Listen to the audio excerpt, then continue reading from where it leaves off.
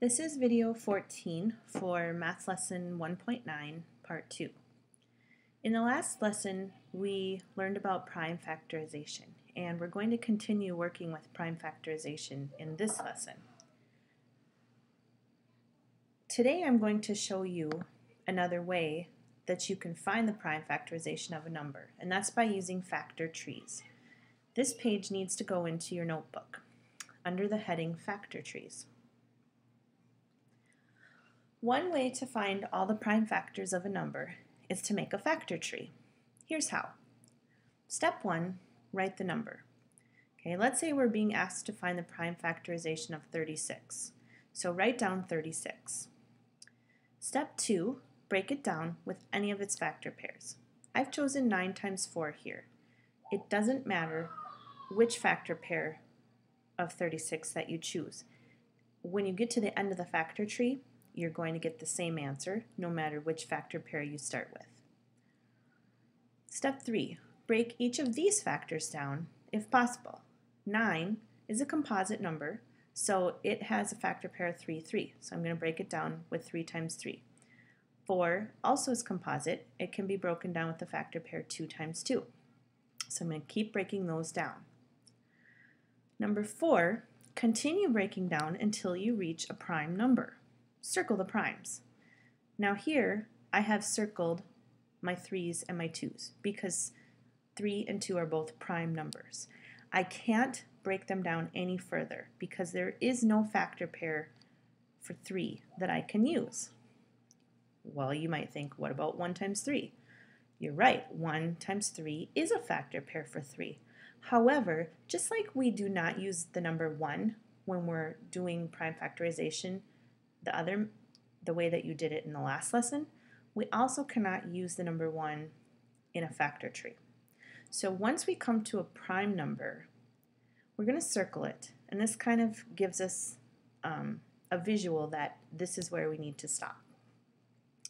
Step 5, once every branch ends at a prime stopper, you have found the prime factorization.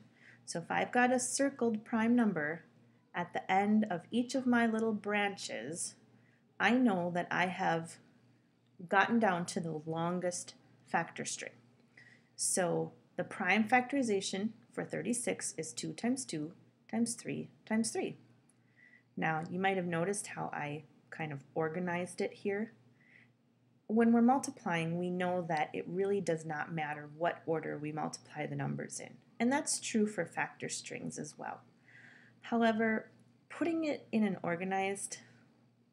in an organized way makes it a lot easier in a couple of ways. One, it makes it easier for you to compare your answers with a neighbor or to compare your answers with answers in a book. It makes it really easier, a lot easier, for your teacher to correct your work as well. So I'm going to ask that you organize your answers with your prime factors smallest to largest. Or you can also write your answer using exponents. In this case, it would be 2 to the second power times 3 to the second power. Make sure you have this information and example in your notebook before you continue. Let's do some practice. Okay, here's the number 36 again. This time we're going to get there in a different way because I want to show you how it really doesn't matter which factor pair of 36 that we start with. So let's start with 18 times 2. Now, 18 is a composite number. 2 is a prime number. So right here we already know that this 2 is going to be a stop. It's a prime number. We stop there. We can't break it down any further. Now, our 18, however, since it's composite, we can break this 18 down farther, and we can use 9 times 2. Now you might be thinking, well, there's other factor pairs for 18. You're right, and it really doesn't matter which one we pick. I chose 9 times 2. Now I know that 2 is a prime number. We had said that before. So I'm going to circle it. Oops, that's right. I'm going to put the 2 on top of it. Now 9 is a composite number. 9 can be broken down still further. So let's take our 9, and the only way we can break down 9 is with 3 times 3, and I know that 3 is a prime number, so I am going to circle it.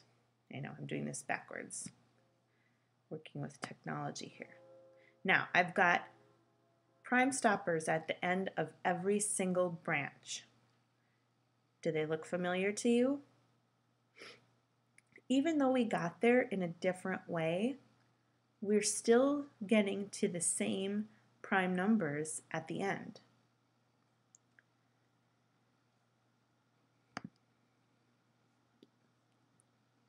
So the prime factorization for 36 is 2 times 2 times 3 times 3, just like we found.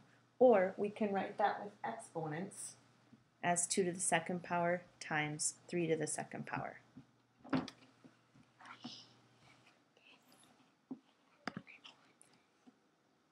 Here's one more example.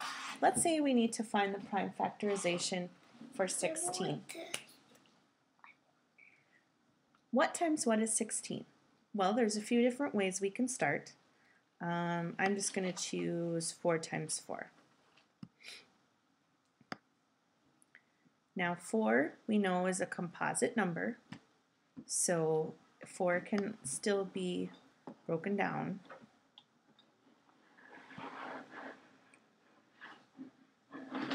Four times 4 can be broken down to 2 times 2 and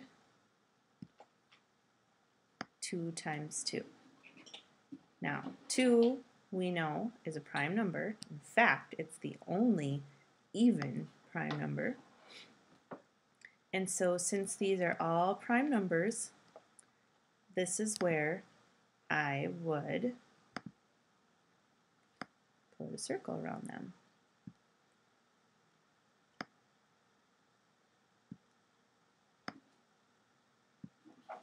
There's my fun little circles. Okay, so what we would say the prime factorization for 16 is 2 times 2 times 2 times 2. Or if we're writing it with exponents, we could say 2 to the 4th power. Here's another way we could have done that. We could have done 8 times 2.